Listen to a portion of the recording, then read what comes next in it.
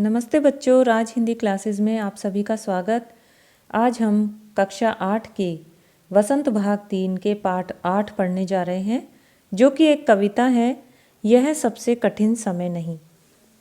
इस कविता को शुरू करने से पहले हम जानेंगे कि ये कविता लिखी किसने है और उनका परिचय जानेंगे।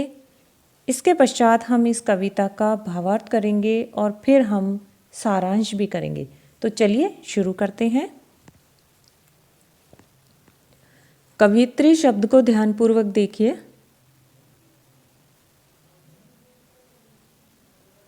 कवियत्री, इसकी मात्राओं को ध्यान से देखिए। अधिकतर परीक्षाओं में, यहाँ तक कि प्रतियोगी परीक्षाओं में भी इस तरह के शब्द पूछे जाते हैं जिनमें मात्राएं गलत होने की संभावनाएं रहती हैं, तो इन्हें ध्यान से देखिएगा। कवियत्री का नाम है जया जादवानी और इनका जन्म 1 मई 1959 को हुआ था। स्थान कोतमा शहडोल, मध्य प्रदेश में इनका जन्म हुआ था। अब हम इस कविता का भावार्थ करने जा रहे हैं, जिसमें आशावादी दृष्टिकोण से यहाँ पे कवियत्री हमें आशावादी बने रहने की प्रेरणा दे रही हैं। वो क्या कहती हैं? नहीं, यह सबसे कठिन समय नहीं। अभी भी दबा है चिड़िया की चोंच में तिनका और वह उड़ने की तैयारी में है। देखिए, यहाँ चिड़िया के माध्यम से हमें यह बताने का प्रयास किया गया है कि हमें कभी भी संघर्ष से मुंह नहीं मोड़ना चाहिए। एक छोटी सी चिड़िया अपनी चोंच में तिनका दबा करके वो उड़ती है और जाती है अपना घोंसला बनाने के लिए, तो वह उसे कितना संघर्ष करना पड़ता है, किंतु फिर भी वह आशावादी है कि उसका घोंसला तैयार होगा। तो यहाँ चिड़िया के माध्यम से कवियत्री हमें समझाना चाहती हैं कि हमें कभी भी संघर्ष को नहीं छोड़ना चाहिए। यह इतना कठिन समय नहीं है कि हम हार मान लें, तो कभी भी हमें हार नहीं मानना है। आगे क्या कवियत्री कहती हैं? अभी भी झरती हुई पत्ती थामने को बैठा है एक हाथ। जब पेड़ से पत्ती गिरती है तो उस गिरती हुई पत्ती को संभालने के लिए भी यहाँ पर हाथ मौजूद है। यानी कि यदि कोई निराश होता है तो उसे ढांढस बंधाने के लिए आज भी लोग तैयार रहते हैं, इसलिए कभी भी निराश नहीं होना चाहिए। अभी भी भीड़ है स्टेशन पर, अभी भी एक रेलगाड़ी जाती है गंतव्य तक। गंतव्य का मतलब होता है मंजिल तक।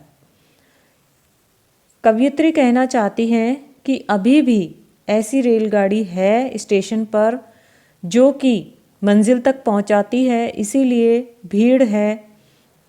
कहने का तात्पर्य यह है कि इस संसार में कोई अकेला नहीं है। यहाँ पर भीड़ है। भीड़ का मतलब है यहाँ हमारे अपने मौजूद हैं, जिनके पास जो हमारी मंजिल है और वे हमेशा हमारा साथ देते हैं। और जहाँ कोई कर रहा होगा प्रतीक्षा, हमारी मंजिल कौन सी है कि हर व्यक्ति का अपना घर होता है और वहाँ पर कोई उसकी प्रतीक्षा कर रहा होता है, उसका इंतज़ार कर रहा होता है। अभी भी कहता है कोई किसी को, जल्दी आ जाओ कि अब सूरज डूबने का वक्त हो गया। तो बच्चों, इसमें कवियत्री समझाना चाहती हैं कि आज भी अकेला नहीं है कोई, सभी का कोई ना कोई अपना ज़रूर है जो कि उसका इंतज़ार करता है कि सूरज डूबने का समय हो गया तो वह अपने प्रियजन के लिए चिंतित रहता है कि उसके प्रियजन समय पे घर आ जाएं ताकि वह चिंता मुक्त हो सके। तो इस प्रकार से आज भी कोई ऐसा नहीं है संसार में कि ऐसा कोई कठिन समय आ गया हो कि हमें निराश होने की आवश्यकता हो। आगे कविता में कवियत्री बता रही हैं, अभी कहा जाता है उस कथा का आखिरी हिस्सा जो बूढ़ी नानी सुना रही सदियों से दुनिया के तमाम बच्चों को। आज भी वह कथा जो पहले पुराने ज़माने से दोहराई चली जा रही है, उसका आखिरी हिस्सा आज भी दोहराया जाता है। किसके द्वारा? जब बच्चे छोटे होते हैं तो उनकी बूढ़ी नानी उनकी दादी सुनाया करती है और इस प्रकार के किस्से वो बच्चों को सुनाती है जिसमें उसे शिक्षा मिलती है। और वह अभी आती है एक बस अंतरिक्ष के पार की दुनिया से, यानी वो कैसी कहानियाँ सुनाती हैं कि अंतरिक्ष के पार भी कोई दुनिया है और उस दुनिया से कोई बस आ रही है, उस दुनिया में भी लोग हैं, लाएगी बचे हुए लोगों की खबर, यानी वहाँ पर भी लोग हैं जिनमें इंसानियत अभी भी बाकी है। और इस प्रकार की कहानियाँ बूढ़ी नानी दादी सुनाती रहती है अपने नाती पोतों को। तो इस प्रकार से आज भी ऐसा नहीं है कि सबसे कठिन समय आ गया है, अभी भी इस संसार में इंसानियत और रहम है। आज भी उसी प्रकार से बच्चे हैं, उनकी नानी दादी है, इस संसार के लोग एक दूसरे की मदद करते हैं, एक दूसरे का इंतज़ार करते हैं, अपनों का इंतज़ार करते हैं। तो इस प्रकार अभी भी ऐसे बुरा वक्त नहीं आया है कि हमें निराश होने की आवश्यकता हो। तो इसलिए हमें कभी भी निराश नहीं होना चाहिए। तो इस प्रकार से जया जादवानी जी ने हमें एक प्रेरणास्पद कविता हमारे लिए प्रस्तुत की। अब हम इस कविता का सार देखते हैं जिससे कि आपको और अच्छे से इस कविता का मूल भाव समझ में आएगा। इस कविता में मनुष्य को जीवन की कठिन परिस्थिति में भी हार न मानने की प्रेरणा दी गई है। चिड़िया अपना घोंसला बनाने के लिए एक एक तिनका इकट्ठा करती है, वह उड़ने की तैयारी में है और अपना घोंसला बनाती है।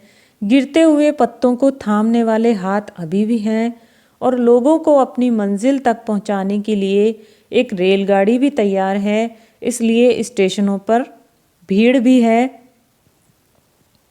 लोग सूर्यास्त होने पर अपनों का इंतज़ार करने के लिए अभी भी बैठे हुए हैं कि उनके प्रियजन सूरज डूबने के पश्चात घर अवश्य लौटेंगे। दादी नानी आज भी अपने नाती पोते को कहानियाँ दूर देश में अंतरिक्ष में बसने वाले लोगों की सुना रही है। अभी भी पूरा संसार गतिशील है, अतः निराश होने की आवश्यकता नहीं है। इन उदाहरणों से प्रेरणा लेकर आगे बढ़ने की ज़रूरत है और आशावान रहने का संदेश यह सभी उदाहरण हमें देते हैं। तो इस प्रकार यह सबसे कठिन समय नहीं है। तो ये कविता कैसी लगी आपको? इससे आपको प्रेरणा मिली जीवन जीने की, अपनी मंजिल तक पहुंचने की? तो आप इस वीडियो को लाइक करें, शेयर करें और चैनल को सब्सक्राइब करें।